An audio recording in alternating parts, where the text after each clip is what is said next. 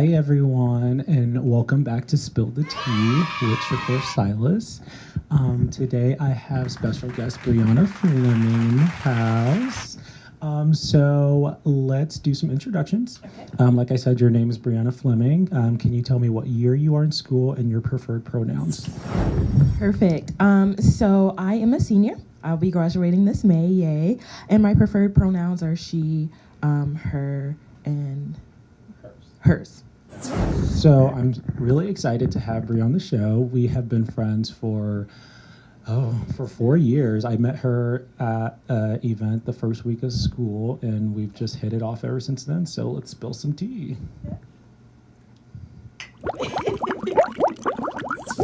So let's start off with, what do you plan on doing after undergraduate?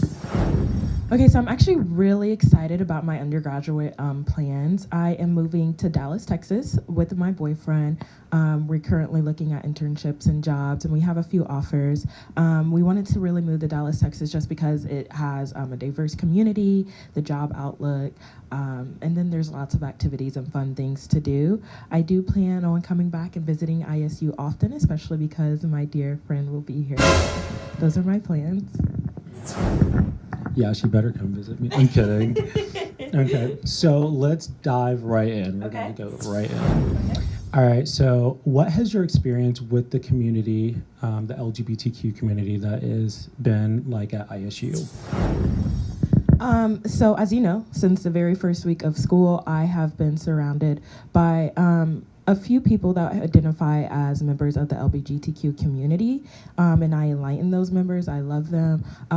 A couple of them are my very close friends that I spend a lot of time with, and I believe that we have this just very inclusive, and I was told this as I was coming in as an incoming freshman, that we have a very inclusive environment, so I made sure that I maintain that inclusiveness, and always, every time I meet someone that identifies as the LGBTQ community, I treat them no differently than anyone else. That's a really good answer.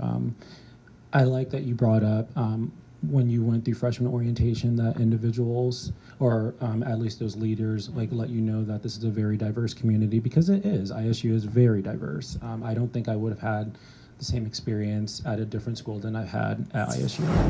So before we keep going with the questions, if you are on the live, we will be asking you guys to ask us questions if we don't get to any topics you may want to talk about. So if there is anything you want to talk about, just let us know in the comments section and we will get on that. So back to the questions. Was there any presence of LGBTQ youth in your high school? Yes. So I grew up in Brownsburg, Indiana. So I went to Brownsburg High School. And also one of my closest friends in high school, he was a part of the LGBTQ community. And thinking back, there weren't many people who were a part of the LGBTQ community that were open about it. And it was funny because throughout our high school career, we started to slowly see people come out and just truly be themselves and be happy. And the thing was, I never believe that I don't think I ever witnessed any bullying in high school, which I'm happy to know that. Also my high school was very inclusive, but that's just what I witnessed. Some people may have different stories, but like I said, that kind of rolled over into college, just being very inclusive and accepting everyone. But there are definitely, considering that it is a larger school, there are more people here that I encounter every day that identify as LGBTQ community, more so than in high school. That's really cool. Have you ever observed any backlash, discrimination, or prejudice towards the community here at ISU? Towards the LGBTQ community or towards the LGBTQ community? Honestly, no, I haven't, and I can say that pretty confidently. I know here on the community, the students, the majority of them are very inclusive. Now, people who live in the Terre Haute community, that may change a little bit just because we do have an older population in the Terre Haute community. So when you go to grocery stores or go to the mall, there may not be people who are all that accepting of the LGBTQ community. However, here on campus, no, I've never really seen any backlash or anything very harsh or just cruel. So, and I'm happy. Like I said, I think that has a lot to do with Indiana University or Indiana State University priding itself in having an inclusive and diverse campus. Okay, so let's have some fun. Okay, so as an ally, do you think you can identify each of the identities in the LGBTQ acronym? Yes, I think I can. So L is lesbian, G is gay, B is bisexual, T is transsexual, and then Q is queer. Yeah. Okay, so it can either go both ways with the T and the Q. The T can be either transsexual or transgender. Oh, okay. And then That makes sense. and then the Q is queer, but I always consider like queer questioning essentially the same thing. But you did really good. Can I test you? Yeah. Do you know the other ones? The plus. Yes. Okay. So nowadays we have LGBTQIA, and the I is for intersex, and the A is for asexual. Okay. Mhm. And if you want to know more about those identities, come visit us on the 7th floor of the HMSU. Shameless plug there. Yeah. Okay. So back to the questions. Can you give an example of a time you stood up for an individual in the community? Yes. So, and this ties along with the LGBTQ community, of course. But one common saying that people say a lot are, "Oh, that's gay." And that's a saying that I just don't like, especially when I am around people who identify as members of the LGBTQ community. So what that looks like is me just saying, you don't mean that, or there's a better word for that. There are so many words out there, but an individual chooses to say, oh, that's gay. And so that's just me saying, like I just said, you don't mean that, or what's a better word we can use for that?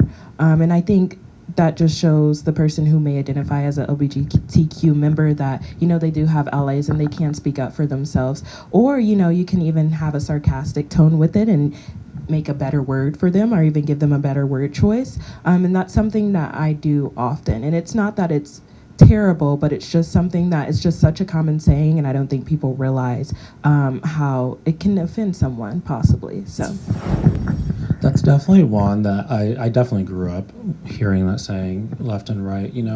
Back in high school, I was actually a part of the track team. And so like I tech myself wouldn't engage in it, but the terms no homo and that's gay were very big in the locker rooms. And like back then I was in the closet. So like I didn't want to say too much to have too much attention brought towards me.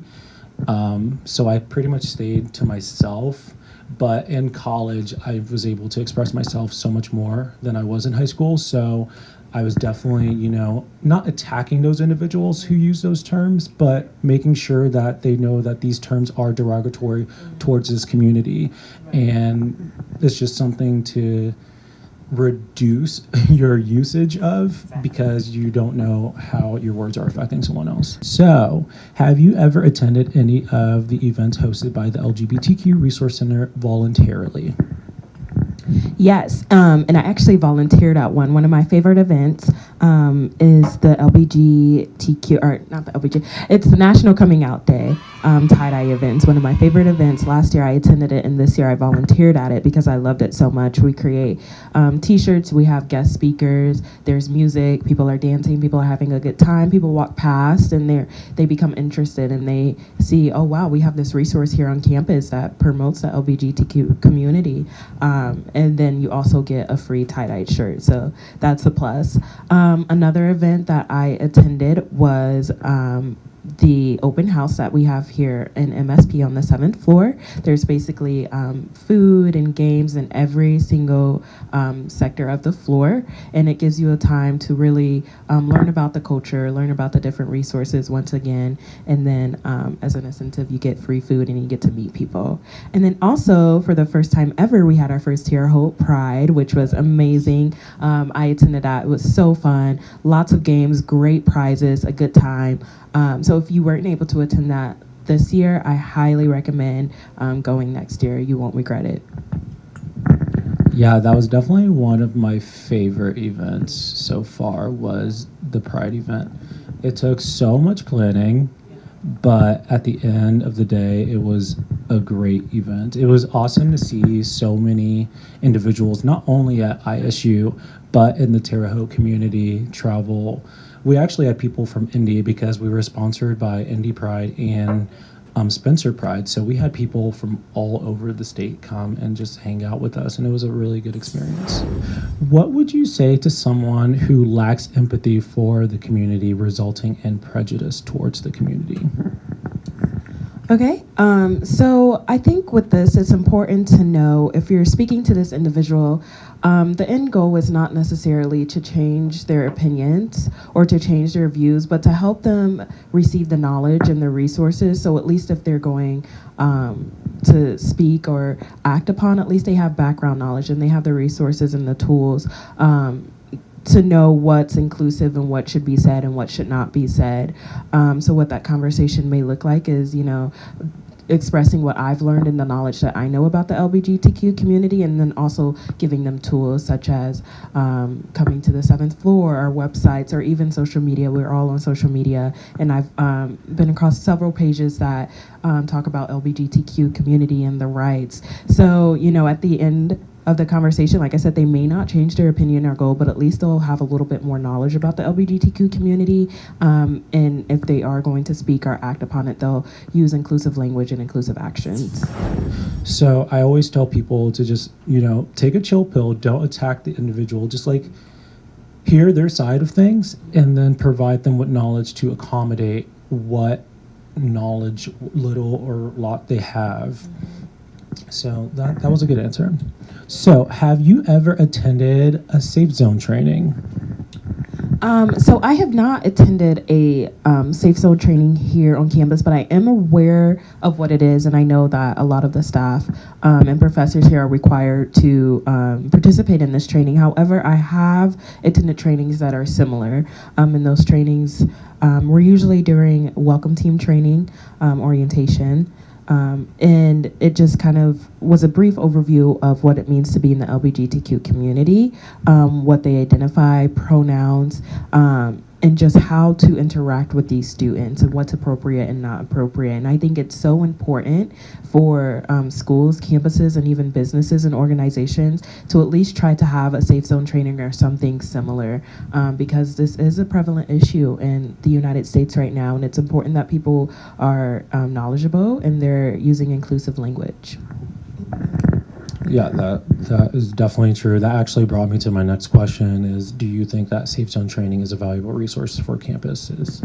I've been to a couple campuses outside of Indiana, and while a lot of them do have, safe zone training kind of oriented programming, a lot of those staff and faculty members who actually have those, stickers on their windows or their doors, they don't actually attend those sessions. They are just trying to bring those students in, or just have this perception of themselves as being, open for the community, which A, angers me, but B, it doesn't let that student know that you are adequate enough to point them in the direction for the resources that they are needing. It kind of bothers me, but that's a whole nother topic. Okay, so one of the last questions is, you previously worked with the Sycamore Welcome Team. How did you or the program accommodate those students who identified as LGBTQ? So I kind of touched on this earlier. We had that training in which we, like I said, it was an overview of the LGBTQ community and how to interact. And then we also even went as far as making pins that had our pronouns on them. So students would see that and be like, wow, this really is an inclusive campus. Where can I get one of those pins? And we had students who didn't even identify as a part of the LGBTQ community wanting a pin with their pronouns on them, or asking what they meant, and that just kind of further relays the message that this is a diverse campus and we accept everyone. And then we also if we saw that there is someone in a group of students that may identify as the LGBTQ community, we made sure that student felt included. We would ask them their pronouns, and we would make sure that student knew the resources and the tools that we have here for students who identify as a part of the LGBTQ community. So Welcome Team is very inclusive. We accept all, and we want everyone to feel welcome here, including those who identify as the LGBTQ community. Do you have any questions at all for me? So what events, or I want to specifically talk about Terre Haute Pride. What can we expect next year? Because I know it's only going to get better each year. So what can our viewers expect next year? You know, if you're in the works yet, right now we are not. We're starting the conversation, but we still have so much more to finish this year that we want to focus on before we get on programming for next year. But for next year, we are hoping that Zeus up there allows us to actually have the festival outside, because it was supposed to be an outdoor event. The first event, which was the picnic, actually was outside. But for the actual Pride Carnival, we had to do it in the DDs because of the rain.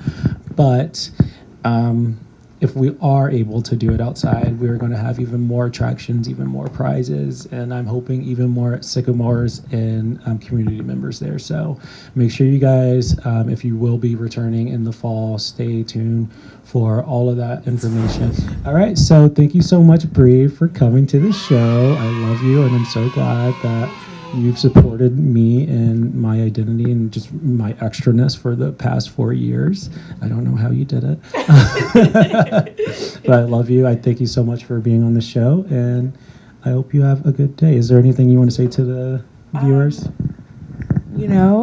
Just make sure I am a strong advocate for diversity and inclusion. It's actually what I want to do when I go to a hospital. So just make sure throughout your day that you're just being nice and kind to others. If you don't know necessarily how to be inclusive, if you're being nice, you're probably doing a good job of being inclusive. So with that being said, I love you. Thank you for having me on the show. And that is it. All right. Bye, Bye. guys.